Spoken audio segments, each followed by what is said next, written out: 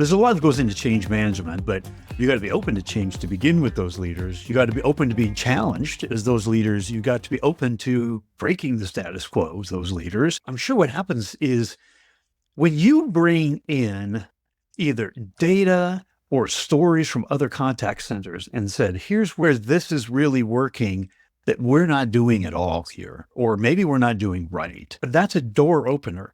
That's not an opinion. Trusted advisors don't bring in just opinions. They bring in facts. They bring in case studies. They bring in instances where massive improvements have been made. So I have to ask you, if you were to look back at all the advising you've done across all these different contact centers, if you said, here's the 3 keys, Steve, let's write a book on this, the 3 keys to a successful contact center, what would be the things that you would put at the top of that list? Oh man, that's a great question as well. You're just full of great questions today, Steve. For the first question that I have is, why does the contact center even exist? What is our why? And that has to be, for me, the foundational question that needs to be asked. If you're working for a service organization, your why is going to be different than that of a retail organization. So why does your contact center exist? Second thing is, what are your customer expectations? Why do your customers think you exist?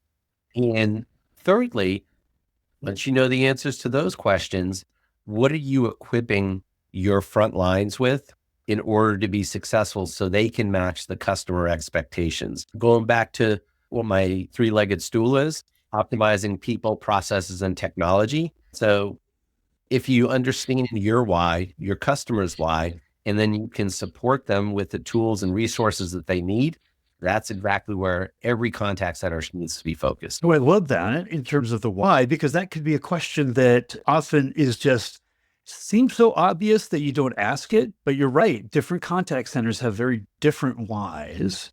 Some things are going to be the same, but would one of the whys be this? I'm just curious. Why do we have a contact center? Because we want the voice of the customer to influence every aspect of what we do as a business. Why is that important? That is a question of why that most companies don't ever ask.